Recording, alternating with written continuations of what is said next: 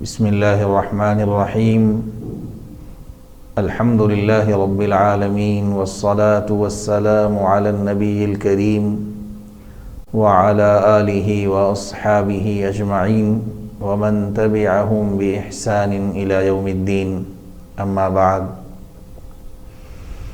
بہت ہی قابل قدر سامعین و ناظرین، السلام علیکم ورحمۃ اللہ وبرکاتہ۔ جنوبی ہند کے علاقے میں عام طور پر پانی کی قلت ہوتی ہے۔ نہ صرف کسان کاشتکاری کے لیے پریشان رہتے ہیں بلکہ پینے کے پانی کے لیے بھی دشواری پیدا ہو جاتی ہے۔ بعض علاقوں میں تقریباً ہر سال سیلاب کی آفت سماوی سے لوگوں کو پریشان ہونا پڑتا ہے، مگر وہاں کے باشندے ایک حد تک اس کے عادی ہو چکے ہوتے ہیں اور وہ گویا اس کے لیے تیار بھی رہتے ہیں۔ لیکن اس مرتبہ ایسا ہوا کہ بارش کی کثرت اور اس کی وجہ سے سیلاب اور پانی کے جماؤ نے حیدرآباد جیسے شہر کو بھی تر کر دیا۔ حالانکہ اس کے مختلف محلے بلند قامت پہاڑیوں پر آباد ہیں اور یہاں تیز سے تیز بارش کے بعد بھی گھنٹے 2 گھنٹے میں سڑکیں خشک ہو جاتی ہیں۔ یہ ایک غیر معمولی واقعہ تھا۔ کہا جاتا ہے کہ سن 1908 کے بعد پہلی بار شہر حیدرآباد میں اتنا پانی آیا۔ مختلف پہلوؤں سے اس واقعے کا تجزیہ کیا جا رہا ہے۔ نیز مختلف افراد اور تنظیمیں اپنی اپنی صلاحیت اور گنجائش کے لحاظ سے ابھی تک ریلیف کے کاموں میں مشغول ہیں، مگر بحیثیت مسلمان یہ سمجھنے کی ضرورت ہے کہ قدرت کی طرف سے جو غیر معمولی واقعات پیش آتے ہیں ان میں انسانیت کے لیے سبق آموز پہلو بھی ہوتے ہیں۔ سورج گہن اور چاند گہن طبعی اعتبار سے معمول کے واقعات ہیں، لیکن رسول اللہ صلی اللہ علیہ وسلم نے اسی واقعے کو عبرت کے پہلو سے پیش فرمایا۔ کائنات کے طبعی نظام کے تحت زلزلے کے چھوٹے بڑے واقعات پیش آتے رہتے ہیں، لیکن قرآن مجید نے زلزلے کے ذریعے قیامت کے منظر کو پیش فرمایا ہے۔ یہ کائنات میں آنے والا سب سے بڑا زلزلہ ہوگا جو پورے عالم کو زیر و زبر کر کے رکھ دے گا۔ اس پس منظر میں دیکھیے تو بارش کی فراوانی اور اس کی وجہ سے پیدا ہونے والی طغیانی میں بھی غور و فکر کے کئی پہلو ہیں۔ اس کا پہلا سبق انسان کا عجز اور انسان کی ناتوانی ہے۔ بہت سی دفعہ حکومت، طاقت اور ان سب سے بڑھ کر علمی ترقی اور جدید ٹیکنالوجی پر گرفت سے انسان غرور میں مبتلا ہو جاتا ہے، یہاں تک کہ وہ قدرت کا مقابلہ کرنے کی سوچنے لگتا ہے۔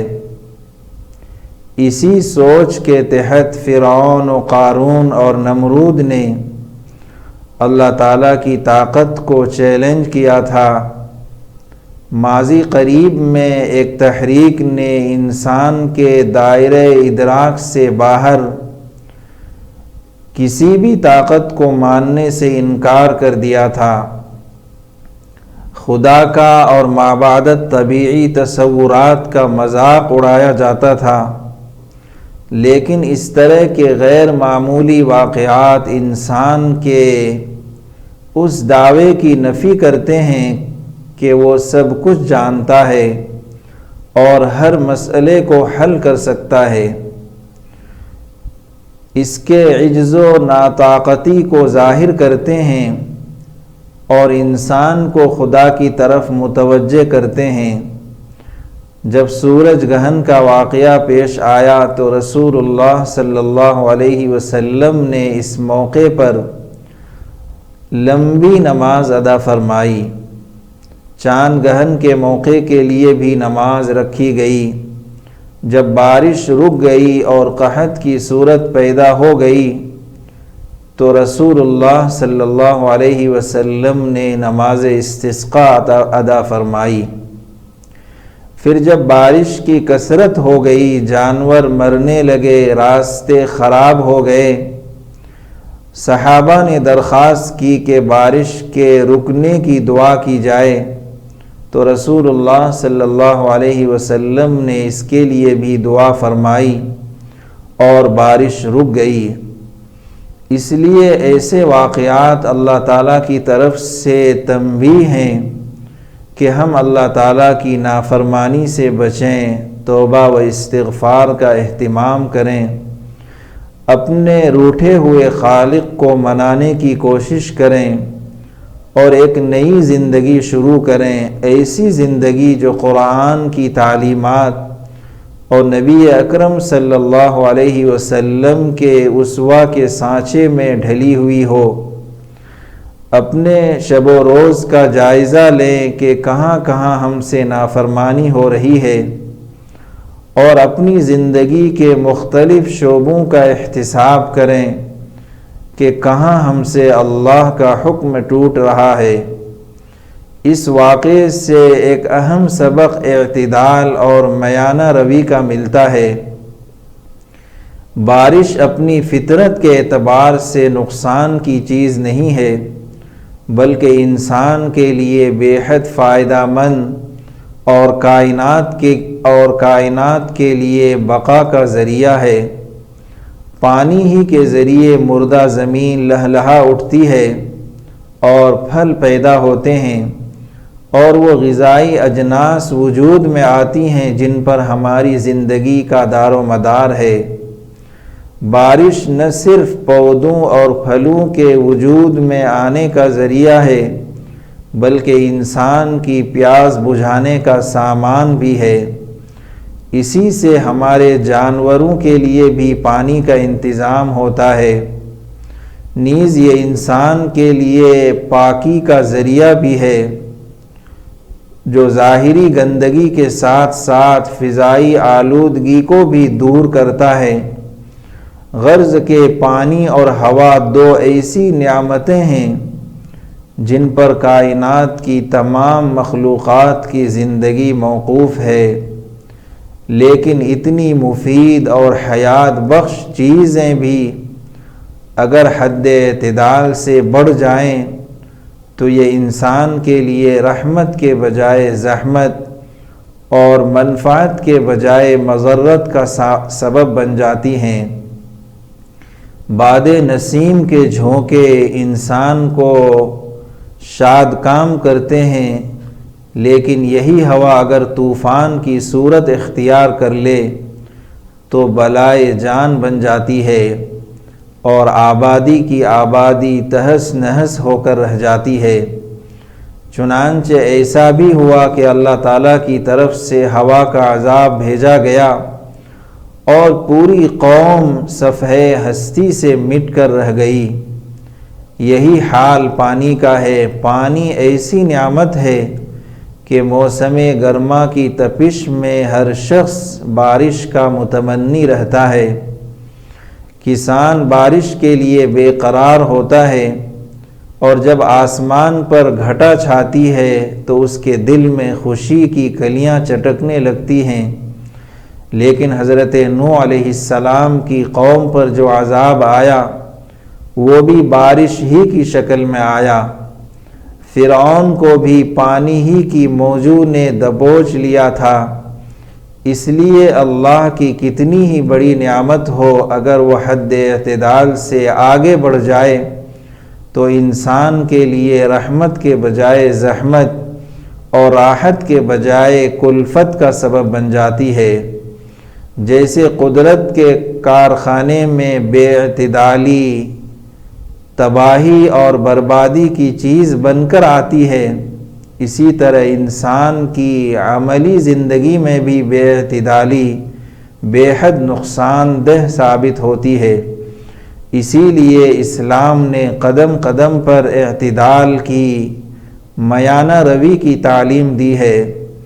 اللہ تعالیٰ نے فرمایا ہے انسان کو اپنے رویے میں میانہ روی اور اعتدال اختیار کرنا چاہیے، نہ یہ ہو کہ ظالم کے سامنے اپنے آپ کو ظلم کے لیے پیش کر دیا جائے کہ اگر تم نے ایک گال پر تھپڑ مارا ہے تو آؤ دوسرے گال پر بھی تھپڑ رسید کر دو، اور نہ انسان کو مغرور اور متکبر ہونا چاہیے کہ اس کی چال اور رفتار سے کبر کی بو آنے لگے۔ کار خیر میں خرچ کرنا ایک اچھی بات ہے، لیکن اس میں بھی اعتدال کی تعلیم دی گئی ہے کہ نہ اتنا بخل ہو کہ کبھی کسی کی مدد کے لیے ہاتھ نہ اٹھے، اور نہ اس طرح خرچ کیا جائے کہ انسان خود ہاتھ پھیلانے پر مجبور ہو جائے۔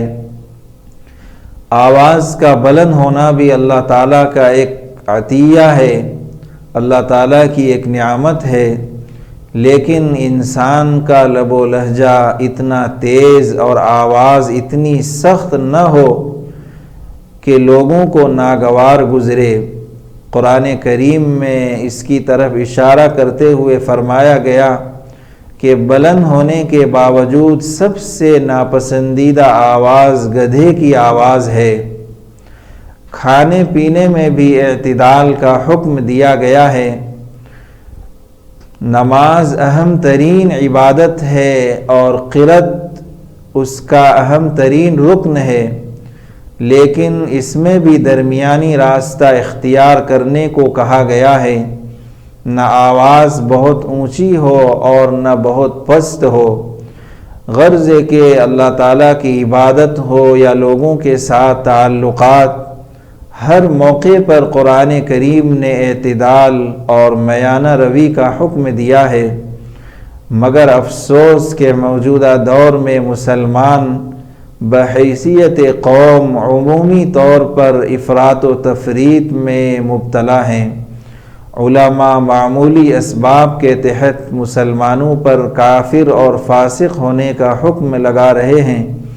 سیاسی لیڈران ایک دوسرے کو برداشت کرنے کو تیار نہیں ہیں۔ جماعتیں اور تنظیمیں اتحاد کی دعوت تو دیتی ہیں، مگر ان کے نزدیک اتحاد کا مطلب صرف یہ ہے کہ سارے لوگ ان کے آس پاس جمع ہو جائیں۔ اصحاب زر نے اپنی قیمتی دولت کو اپنی شان و شوکت کے اظہار کا ذریعہ بنا لیا ہے۔ مشائخ نے اپنی اپنی خانقاہوں اور درگاہوں میں حق کو منحصر کر دیا ہے۔ مقررین کا اور خطبہ کا حال یہ ہے کہ ان کی ہنگامہ خیز تقریریں نذرانوں کی وصولی اور اپنے نام کی سربلندی کے لیے ہوتی ہیں، غرض کہ ہر جگہ بے اعتدالی نے امت کا شیرازہ بکھیر کر رکھ دیا ہے۔ قدرت کی طرف سے، اللہ کی طرف سے پیش آنے والے ایسے واقعات ہمیں متوجہ کرتے ہیں کہ دین ہو یا دنیا، خالق کے ساتھ تعلق ہو یا مخلوق کے ساتھ، ہر موقع پر اعتدال کا دامن ہمارے ہاتھوں میں ہو۔ رسول اللہ صلی اللہ علیہ وسلم نے سماجی رویے کے بارے میں جن باتوں کی تعلیم دی ہے، ان میں سے ایک اہم بات یہ ہے کہ آپ صلی اللہ علیہ وسلم نے راستے سے تکلیف دینے والی چیزوں کے ہٹانے کو ایمان کا ایک حصہ قرار دیا ہے۔ حدیث میں ہے ادناہا اماطۃ الاذی عن الطریق، راستے سے تکلیف دینے والی چیز کو ہٹانا ایمان کا ادنا درجہ ہے۔ اذا کے معنی تکلیف دہ چیز کے ہیں، چاہے وہ کاٹنے اور چبھنے والی چیزوں کی شکل میں ہو یا گندگی کی شکل میں یا کسی نے بیچ راستے پر اور نو پارکنگ کے حصے میں اپنی گاڑی پارک کر دی ہو، یا کوئی شخص نالی کو بند کر دے جس سے گندگی سڑک پر ابل آئے، یا جو راستہ بارش اور سیلاب کا پانی نکلنے کے لیے چھوڑا گیا ہو، کوئی اس راستے میں پلاٹنگ کر کے آبادی بسا دے اور پانی کے نکلنے میں رکاوٹ پیدا ہو جائے، یہ تمام چیزیں عذاب میں داخل ہیں، اور ان سب کو دور کرنا ایمان کا تقاضا ہے۔ اس وقت حیدرآباد شہر کے اندر جو تباہی آئی، اس کی بنیادی وجہ یہی ہے کہ تالابوں میں پلاٹنگ کر دی گئی ہے۔ غریب اور ناواقف لوگوں نے سستی زمین خرید کر پلاٹ خرید لیا، بیچنے والے تو زمین بیچ کر نکل گئے، اور غریب و ناواقف خریداروں پر جو مصیبت آئی وہ سب کے سامنے ہے۔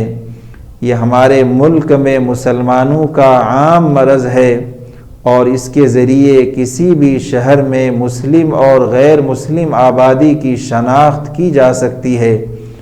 مسلم آبادیوں میں پہلے تو راستے تنگ کر دیے جاتے ہیں، سڑک پر سیڑھیاں نکالنا اور چھجے بنانا ہر آدمی اپنا حق سمجھتا ہے، پھر اس کے بعد اپنی گاڑی کھڑی کر دی جاتی ہے، اگلے حصے میں کرایہ لے کر ٹھیلے والے کو کھڑا کر دیا جاتا ہے، یہاں تک کہ کشادہ سڑک چھوٹی سی گلی بن جاتی ہے۔ تالابوں، نہروں اور دریاؤں کے کنارے پاٹ کر وہاں پلاٹنگ کی جاتی ہے، غیر قانونی طور پر مکانات بنائے جاتے ہیں، اور پانی نکلنے کے راستے کو تنگ سے تنگ تر کر دیا جاتا ہے۔ تالابوں کا بڑا حصہ بیچ کھایا جاتا ہے۔ نتیجہ یہ ہے کہ لوگوں کو پینے کا پانی نہیں ملتا، زمین میں پانی کی سطح گرتی چلی جاتی ہے، اور ایسی مصیبتوں کے وقت لوگ ناقابل بیان تکلیف سے دوچار ہوتے ہیں۔ یہ چیز ایمان کے خلاف ہے، کیونکہ یہ راستے میں تکلیف دہ چیز رکھنے میں شامل ہے۔ اگر ہم رسول اللہ صلی اللہ علیہ وسلم کی اس تلقین پر عمل کریں کہ اپنے راستے کو خواہ چلنے کا راستہ ہو یا پانی کے گزرنے کا، رکاوٹ سے بچیں تو انسانیت ایسی مصیبتوں سے دوچار نہ ہو۔ اس صورتحال کا ایک سبق آموز پہلو یہ بھی ہے کہ بدقسمتی سے ہمارے معاشرے میں اراضی پر ناجائز قبضے کا مزاج عام ہو گیا ہے۔ غصب تو کسی بھی مال کا گناہ کبیرہ ہے، اور اس پر شدید وعید آئی ہے، لیکن خاص کر زمین کا غصب بہت ہی سنگین گناہ ہے۔ رسول اللہ صلی اللہ علیہ وسلم نے ارشاد فرمایا، جس نے ایک بالش زمین بھی ظلماً لے لی، قیامت کے دن اس کو 7 زمینوں کا طوق پہنایا جائے گا۔ ایک اور موقع پر رسول اللہ صلی اللہ علیہ وسلم نے ارشاد فرمایا، جس نے کوئی زمین ایک بالش ظلماً لے لی، قیامت کے دن اس کو حکم دیا جائے گا کہ اس پوری زمین کو پانی کی سطح تک کھودے اور پھر اسے حساب و کتاب کے میدان تک لے کر جائے۔ زمین پر ناجائز قبضہ بہر صورت حرام ہے، چاہے کسی فرد کی زمین ہو یا عوامی املاک میں سے ہو یا حکومت کی زمین ہو، مگر افسوس کہ دنیا کے چند روزہ فائدے کے لیے کتنے ہی لوگ ہیں جو اپنی دولت، طاقت اور سیاسی رسوخ کا استعمال کرتے ہوئے انفرادی اور اجتماعی املاک کو غصب کیے جا رہے ہیں۔ نہ معلوم ان کا آخرت پر یقین ہی نہیں ہے، یا ان کے اندر آخرت کا کوئی خوف نہیں ہے، اور اس میدان میں افسوس کہ مسلمان اور غیر مسلم کی تمیز اٹھ چکی ہے۔